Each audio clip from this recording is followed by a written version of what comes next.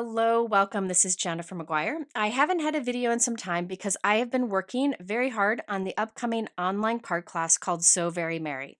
Before I get into today's cards, I wanted to share some more about So Very Merry for those of you who may have missed my live where I talked about it. So, Online Card Classes is a site that I own with my friend Kristina Werner, and we have been doing classes for like 12 years now. We really like our classes because they are very affordable and you can use what you have on hand. We try to do techniques and things that can be used with a variety of products. Well, for this class, we will be showing you how to make 4 of each card. And there's a bunch of videos, and we had said that if you made 4 of each card we show you in the videos, you'd end up with 48 cards to give during your holiday card giving. However, I was only supposed to do 2 videos, and I ended up doing 6 for the class. So we have a lot more content than we originally planned. I did the math, so it'd be 64 cards that you would get if you follow along with us, making 4 of each card. We give a lot of tips for making multiples of cards and a lot of cool techniques. The class is very affordable. You can still join.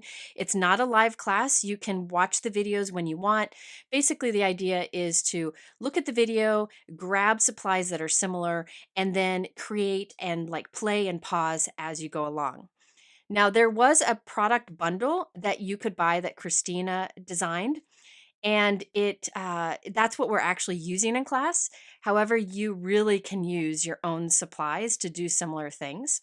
And you could use some of these designs for non-holiday cards too. Now that product bundle sold out very quickly, but the good news is it's on order and will be in stock again soon. But you can take the class without those products, and I really encourage you to do so. So if you want to find out more information about So Very Merry, I'll have it in the description below. Okay, so that's what I've been working on and why I haven't had videos lately, but today I am bringing you a video that I promised a while back. Back in September, I shared a video that focused on the Concord and 9th September release and Kristina Werner's first product release. I showed lots of cards and I promised I would come back and show how I made those cards in future videos. However, the products sold out super quick, so I waited to share how to make these cards until today because they're back in stock. I know it's frustrating when things are out of stock, so I waited and held on to it. In this video, I will do 2 cards showing you ways to step up your stenciling. It's really fun to do. And I also wanted to mention that I shared how to create 2 additional cards using the Concord and 9th and Kristina Werner holiday releases, including the 2 cards I'm showing here. Those I shared in a live. I don't have a shortened live replay for it because it didn't make sense to do, but be sure to check out that live if you want to see these 2 last cards. And I will link to that up here in the top right and in my description below. But today I'm focusing on 2 stenciled cards.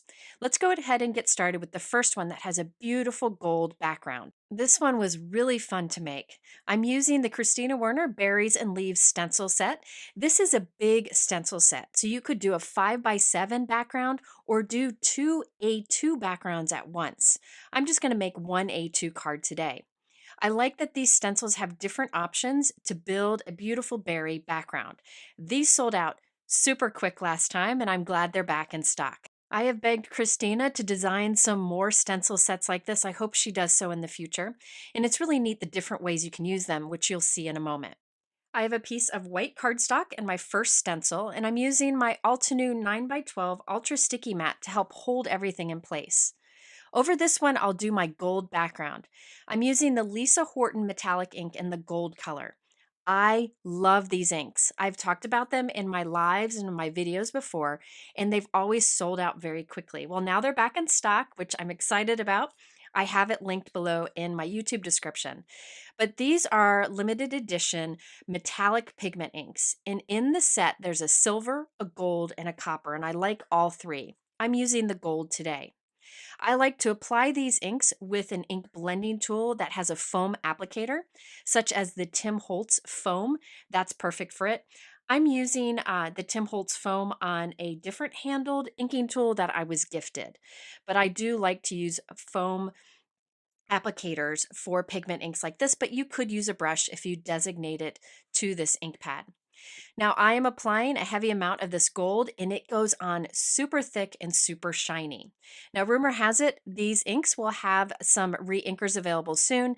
I highly recommend them. I do find them very vivid, and especially on dark colors, you get solid gold, silver, and copper using these inks. Just incredible inks.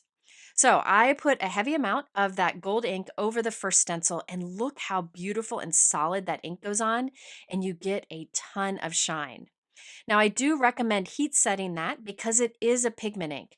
Pigment inks take longer to dry, so I like to heat set them so I don't smear them by accident. If you don't have a gold pigment ink, you could instead use a clear embossing ink over the stencil and then add gold embossing powder and heat set it. And that would give you a gold background. But I really like the smooth shine that you get with this ink. So that first stencil created our background. So we'll have a shiny gold background, which I think is really cool. And I love that about the stencil set. Now I'm moving on to the next stencil, and over this one, I'm just putting a green dye ink. This is Concord and Ninth Parsley color, and I'm using an Altenew blending brush. Now you could use any ink you want to here. It really doesn't matter, but I'm keeping the rest of the inks just regular. So just regular dye inks without any shine so that that gold background really stands out. And by the way, you can use just some of these stencils. So maybe you don't have a colored background, but instead you have the colored stems. So many different ways you can use them. After I use parsley on all of it, I am coming in with the darker evergreen and adding that darker color at the base of the leaves. You can see this doesn't take long to do with a small blending brush, and it really will add a lot to the final result. It gives the look of dimension. All right, so I'll peel that off and look how this is just building very easily and so beautiful. Now I'll move on to the next stencil. This one will create our berries. Now this you could do in different colors. In fact, you could do like pinks and yellows on this and make it like a spring kind of card, but I'm sticking with the holiday feel. So I am putting poppy color over all of the openings. Now this poppy is like a bright but kind of light red. So I thought it would be fun to also come in and make some of those berries a darker red. This time I'm using a micro blending brush from Altenew. It's a smaller brush that allows you to just color some of the berries in the darker cranberry color. I really encourage you, if you do a lot of stenciling, to have a few different size blending brushes so that you can get selective in your inking. It just really allows you to step up your stencils. And look how gorgeous that background is. Now you could leave this as is. We have that gorgeous gold shine and then the bright green and red. But I am choosing to put that first stencil back on. You can see I haven't even cleaned it yet. And I am adding white specks over this, splatter or spatter, whatever you want to call it. I'm using some Altenew white paint here. I put a little bit on my glasswork surface. I'll add a little bit of water to it and mix it up with a brush. And then I will tap this over my background, and it'll give me white specks on the background only. Now you could have done it over the whole piece without the stencil on top, and that way you get the little white dots on your leaves and berries too. But I just wanted it on the gold background. Not sure why, I just thought it would look nice that way. And I like to use white paint to do this, but there are many different things that you can splatter over your background to get that little speck look. And I love how it looks like snow. All right, so now I'll just give that a moment to dry, and we have a beautiful background that really didn't take long to do. And we stepped it up by using the gold metallic ink and the white little specks to give us that look of snow. And by the way, there is another stencil that I didn't use on my background that I will use on my matching envelope in just a few moments. But first, let's finish off the card. I did complete it off screen because it was really easy to do. I trimmed my background down to be 4 by 5 1/4, and I added it to a 4 1/4 by 5 1/2 inch white note card. For the sentiment, I used the Concord and Ninth Joyful Season die set.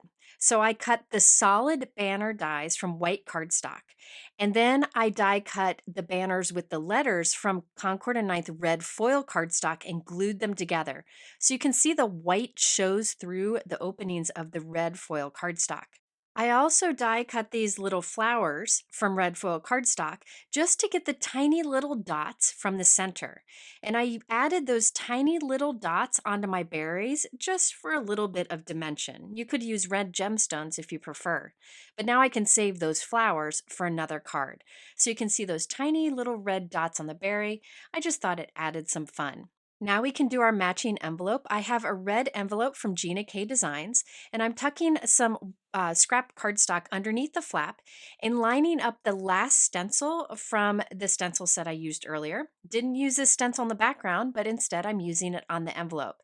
There are a lot of different ways, again, you can use these stencils together and separately. So after applying red ink over that stencil, look at that fun matching envelope, and you can see our completed card.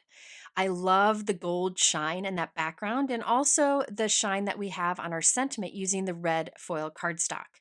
You can also see the little white specks and those tiny little red dots that I added to the berry. Now, you could skip many of these details to simplify the card, but I really think using a metallic ink over a stencil is a great way to step up your card very easily. All right, let's move on to my second card. This again uses stencils, but we're going to step it up with a simple inking technique and an embossing folder. I will be using the Concord and Ninth Holiday Sprigs bundle. Now, there is a layering stencil set and an embossing folder. You can buy these together or separately. But what's nice is they line up together to create a fun background that you can do in lots of colors and with the texture. I like to start with the embossing folder, and I have a piece of light blue cardstock that I have placed inside. It's 4 1/4 by 5 1/2 inches. Look at that beautiful embossing folder background. You could use it as is, but I will use it with those matching stencils.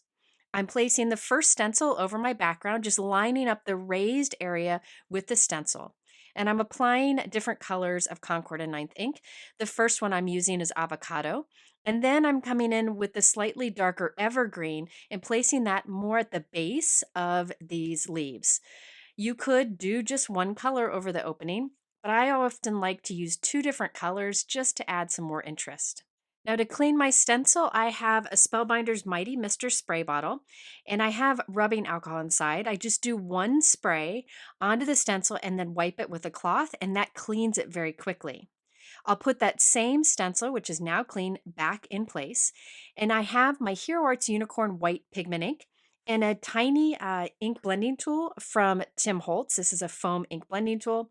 And I'm just dabbing some white pigment ink on the tips of these leaves. Now, I had mentioned that I like to use foam inking tools like this one with my pigment inks. This is a white pigment ink. I just find it's a really good way to apply the ink, but you could have a brush designated to this ink if you prefer. And by just tapping the ink, you get this fun little texture to it. It looks like the white is almost misted on. It's really cool. Now I'm moving on to the next stencil. This time I'm using a parsley color. And then I added a bit of evergreen too. Notice there's some little berries on that stencil. I will come back to that later. I'm not going to add any white to that image just yet. I've moved on to the next stencil. Over this, I'm putting some evergreen. I'm putting this kind of lighter handed so that I can have that bit of variation. And I'm also adding a bit of a eucalyptus color. So you can mix your different greens in many different ways to get many different shades of green on this background. So after I've added that green, I will remove the stencil and then clean it with my rubbing alcohol and come back with that white pigment ink to put just that little tapping of white on the tips of these leaves. You could go heavier if you want to, but I wanted this to be soft, and it's amazing how beautiful it is when it's done. So easy to do. You could also do this with like a gold pigment ink or a silver if you would prefer a bit of shine. All right, now on to the next stencil. I'll put parsley over this one, and then I will also add a little more evergreen. Then I'll clean the stencil and tap on some white. Now, another thing you could do here is to do a little bit of heat embossing on the tips. If you were going to do that, I would do all of my stenciling in green, heat set it completely, then come back and tap on a little bit of embossing ink wherever you want your embossing, add the powder and heat set it. But I love this kind of misty look of white on the tips of our leaves. Now for those berries, you could come in with a silver pigment ink. You could come in with a red ink if you wanted to. But just to save time, I'm using a silver gel pen, and that way I can add some silver to these other little sprigs also. Sometimes a gel pen is just quicker than using an ink. So there you can see the results. We have the texture from the embossing folder and that additional interest that we added by tapping on the white ink and also using the silver gel pen. And by the way, I will make sure that white ink is dry by heat setting it off screen. Next, let's create our sentiment. Notice it has vellum behind it and then it's white stacked die cuts. I have some tips for this. Now that Merry Christmas is from the Concord and Ninth Classic Holiday Greeting die set. And I'll be using that shadow die and the Merry Christmas sentiment that you see there over on the right. On the left there, it shows all the different sentiments that come in that set. Now, I thought it'd be easiest with this intricate Merry Christmas to create my own sticker paper. I like to do that with Altenew double-sided adhesive sheet. So I'll take a piece of white cardstock, place it onto the adhesive sheet, and then trim it down. So now when I die cut from this, I'll basically have a sticker. I'll die cut with that intricate Merry Christmas die. It die cuts beautifully. And then I can easily add that on to my vellum shadow die cut. So I die cut the shadow of Merry Christmas from vellum, and that goes on easy. I don't have to fuss with the liquid adhesive on the vellum. I then put the release paper on top of the die cut and press it with my bone folder, and that makes that adhesive sheet adhere really well to the vellum. You could also use the bone folder directly on it. Now, I didn't think that the one layer of vellum made the sentiment stand out enough against the busy background, so I wanted 2 layers of vellum. Now, there are a few ways to do this, but what I decided to do was use a little bit of liquid adhesive on the back of our die cut that we've already assembled, and then put the second piece of vellum on that. So now our vellum shadow is 2 layers thick, and it'll stand out against the background more, but still have a soft look. Now, I also wanted to add some stars. I'm using the Kristina Werner Merry Greetings Builder stamp set and die set. Now, this was really popular and it can be used in so many different ways. I like that she has on the back of the packaging some suggestions on different sentiments you can build up. But for my card today, I'm actually using the dies alone. In the die set, there are stars and shadows for those stars. Now, those shadow dies you could also use with the stamp set over on the right, but I am just using the star dies and the shadows for the star dies on this card. I love that the shadows included because that way I can have a vellum shadow for my white stars and it'll help it to stand out on our background. So I cut the shadow star dies from vellum and the star dies themselves from white, and I'm stacking a few of the white stars together on top of the vellum. Now, I originally thought I wanted my stars to be silver, so the top layer I did silver cardstock. I ended up changing my mind, which you'll see in a moment. But for now, my stars are silver on vellum, and I'm adding them around the sentiment. But as I'm doing this, I'm realizing I don't love that silver. I really like the look of the white sentiment on the vellum against this background. It has a soft look to it, but the silver just wasn't working for me. So I will go back and take off that silver layer and just add another white star layer. But I'll leave it as is for now. I also want a matching envelope, so I have a Simon Says Stamp metallic green envelope. I'm putting the flap into that same embossing folder, running it through my die cut machine, and now I have that texture on our envelope flap, and it matches our card perfectly. So here you can see I have the silver stars, which match nicely with the silver gel pen I used in the background. I really like the white sentiment with the vellum background, but again, I wasn't loving the silver on the stars. So here's where I go and switch them, and I change them to white stars, and I like that better. Either option I think would work really well. If you wanted to save time, you could skip the stars and just do little sequins here and there. But the best part about this is that bit of white that we tapped over the stencil, which really just gives a soft, finished look to our card. All right, so there you have 2 different cards showing some ways you can add some detail and interest to your stencils. I do have all the products I used linked below, along with the other videos I mentioned using these products so that you can get more ideas. At the end here, I'll also link to those videos. I appreciate the time you've taken to watch this.